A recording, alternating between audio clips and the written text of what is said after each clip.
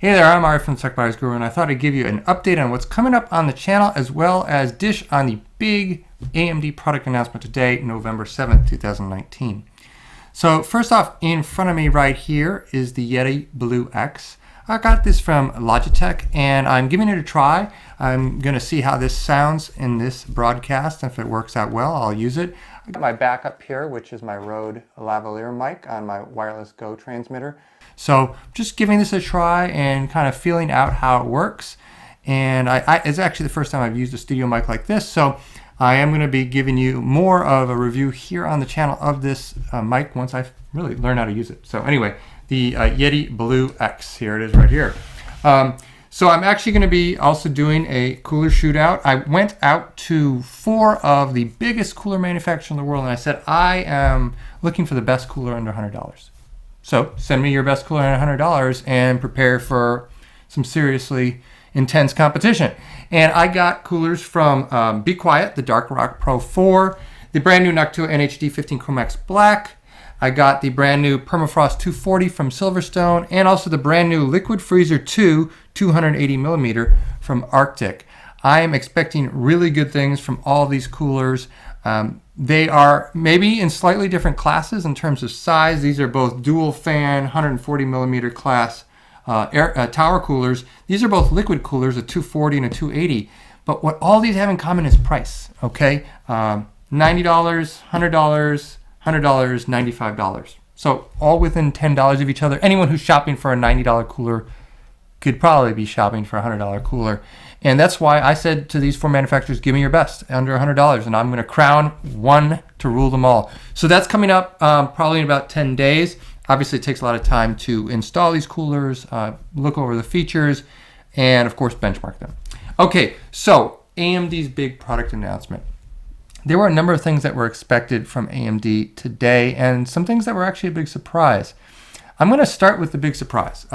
They announced a new Athlon, and that's their low-end bargain price chip.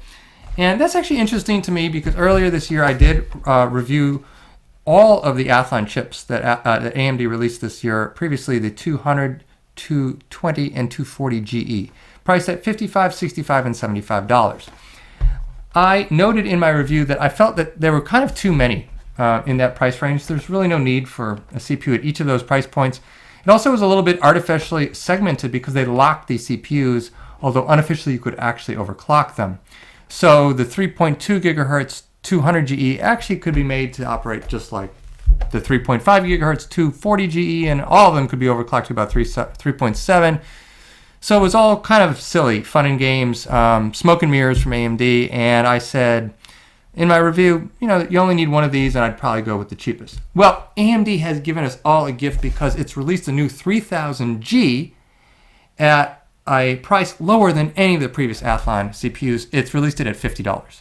And honestly, this is, I think, kind of just to rub salt in the wounds of Intel and say, hey, you know what, you abandoned this market, you left all those bargain shoppers with nothing to buy, and we're going to give them not only a great CPU, but we're going to make it basically like free. I mean, $50, they don't have much margin on that, but they're still producing that chip, and I give props to AMD for doing that because they're giving people who are on a strict budget but want to build their own PC a great chip. And so just so you know, I don't have the 3000G in my hand. This is the 240GE, but the 3000G is going to be clocked at the same clock speed, 3.5 gigahertz. It's about 3% faster based on the IPC increase of Zen Plus versus the original Zen, which is what this was based on. Not a huge deal. The GPU is clocked about 100 megahertz higher, so that'll give you maybe 10% faster gaming performance. But from my testing of the Vega 3 GPU, I would say still not much of a gaming APU. It's really just there for basic tasks. So 10% faster than not very fast is still not very fast. But it's still a great bargain CPU for a small office or home office or family PC.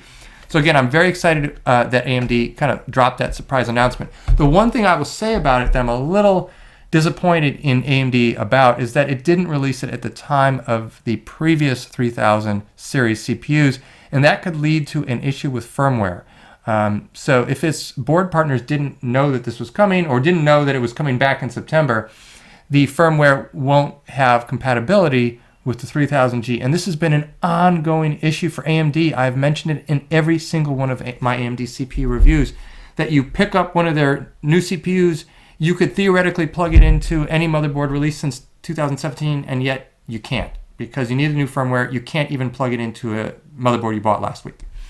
You can't even plug it into a motherboard you buy on the same day that you buy the 3000G, because the firmware may not be updated. So this is an ongoing issue for AMD.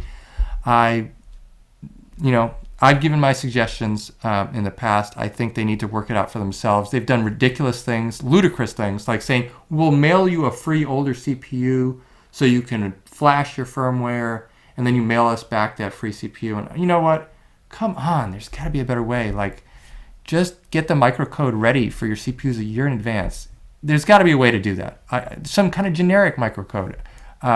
Don't go through these hoops of sending out free CPUs to bail out your consumers. Anyway, that's the only thing I'm upset about.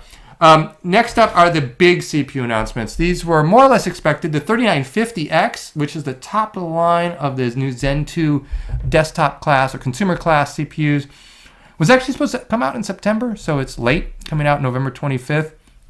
$750 for 16 cores. Back in September, that would have been really something. Today, it's actually not quite as impressive because Intel has countered with a massive, massive price cut. Intel, with absolutely nothing new to offer in terms of their high-end desktop PCs or their CPUs, has simply cut prices in half. With the new 10,000 series that's coming out soon, they've actually terminated their 16-core CPU because they didn't want to go head-to-head with AMD.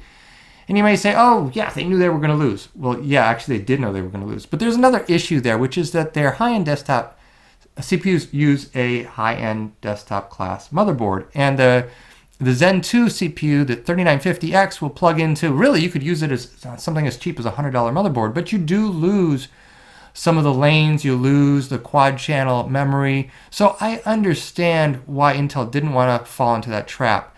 But let's be clear here. Threadripper is going to kill Intel in terms of performance.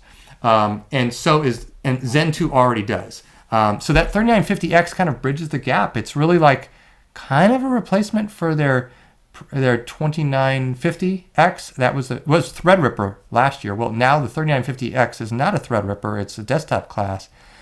But it's putting the heat on Intel. And so Intel's 18-core CPU is going to go for like $1,000, and it's not going to sell a 16-core, and I think its 14-core is going to be something like, I don't know, $800. I mean, it's still not quite at AMD levels, but and there's still no reason to buy that CPU. But $750 for 16 cores is no longer quite so groundbreaking. Now, the other issue is that you're going to need a firmware update again. Okay, have we talked about that issue already today? Yes, the 3950X won't drop in on existing motherboards in the retail channel. You're going to actually need a firmware update. This is an ongoing problem, AMD. You got to get around this. This is a huge problem for folks who don't have a CPU sitting in their motherboard to flash it with. This just shouldn't be happening over and over again. Like every month, every time you release a new CPU, someone's got to go out and like get bailed out with an old CPU to flash their motherboards. The ones that they buy alongside the CPU from the store. This is getting old. Now, that problem's not going to happen with the new Threadripper CPUs because, like it or not, there's a whole brand new socket. You cannot use your existing X399 boards. You need a brand new motherboard. Those are going to be quite expensive, but they have a lot of advanced features. This being a Threadripper platform, you get a lot of PCIe lanes.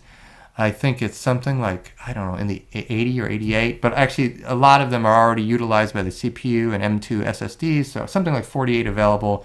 I can't quite remember. More interestingly, though, is that the CPUs are going to be the 24-core 3960X and the 32-core 3970X are $1,300 and $2,000 respectively. And AMD clearly is attempting to pull an Intel here.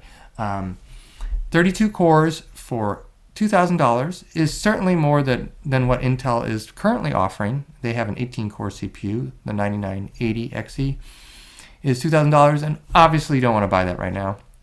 But they're going to slash that to $1,000. So yes, you still get 32 cores for $2,000. That's still actually more cores per dollar than Intel's offering, but AMD, it's a slippery slope towards becoming, a monopolist. All right. And yeah, you're ahead of Intel right now. Intel has completely lost its lead. There's no doubt about it. But be careful how you price these CPUs. You may tick off a few people. But 24 cores, yeah, they're pricing it $100 more than their previous gen 2970, which wasn't a very good CPU. I never recommended it. But I'm just worried that basically they raised prices over last generation. Let's just put it that way. AMD's 24 and 32 core CPUs are more than they were last year. Yes, they're much better CPUs, much better CPUs based on the Zen 2 architecture with better interconnects, just a better platform altogether. But it still rubs me the wrong way that they raised prices while Intel isn't busy cutting them in half. It just goes to show how far ahead AMD was in terms of performance per dollar when AMD is still ahead in terms of performance per dollar after Intel slashes its prices by 50%.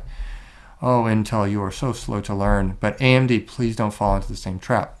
So that's about it. I think it's very exciting that AMD is basically isn't taking the lead. It has the lead. It is way ahead of Intel at this point. And it's just a matter of how long it can hold that lead and how fair it can treat its customers in the process.